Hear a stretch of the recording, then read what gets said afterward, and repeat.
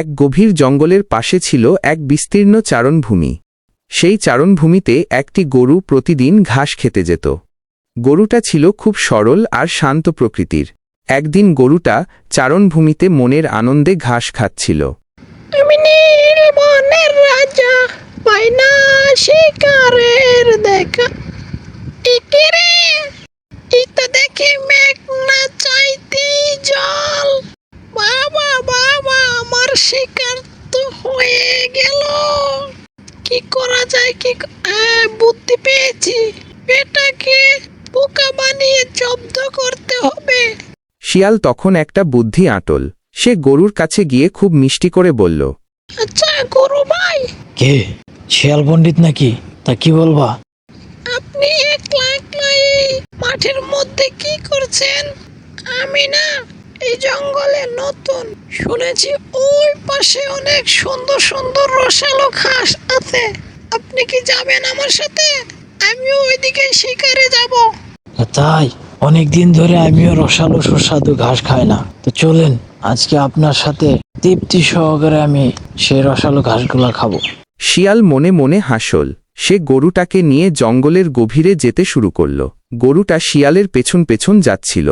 শিয়াল গরুটাকে এমন একটি সরু পথে নিয়ে গেল যেখানে চারপাশে ছিল ঘন ঝোপঝাড় আর কাঁটা। পণ্ডিত মশাই, হাঁটতে হাঁটতে তো অনেক সন্ধ্যা ঘনিয়ে আসতেছে। এত চিপা সরু রাস্তা দিয়ে তো আমি হাঁটতেও পারতেছি না। আর কত দূর যাইতে হবে?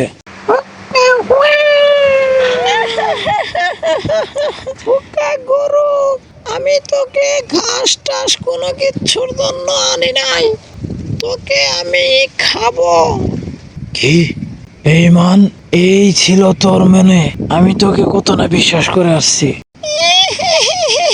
অনেকদিন ধরে আমি মাংস খাই না, আজকে তোকে আমি খাবো। আমাকে মেরো না, আমাকে মেরো না, আমাকে বাঁচাও, বাঁচাও।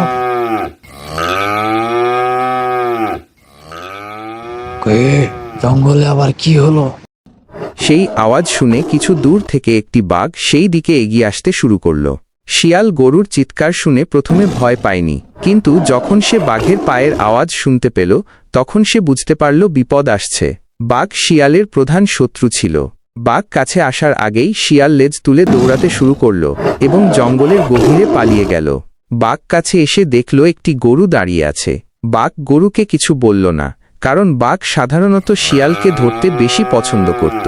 গরুটা তখন হাঁফ ছেড়ে বাঁচল। সে বুঝতে পারল যে না জেনে কারো কথা বিশ্বাস করা ঠিক নয়, বিশেষ করে যখন কেউ লোভনীয় প্রস্তাব দেয়। গরুটা এর পর থেকে খুব সাবধানে থাকত এবং শিয়ালের মতো ধূর্ত প্রাণীদের থেকে দূরে থাকত।